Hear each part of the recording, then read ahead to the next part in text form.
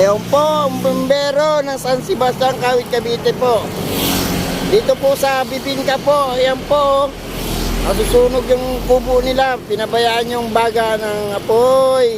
Anak ko. Ayan po sila, ayan po yung bumbero. Oh, ayan po, pinapatay na po. Oh, dito lang sa San Sebastian, tinawagan po ni Sibra po. Oh, ayan po si Sibra.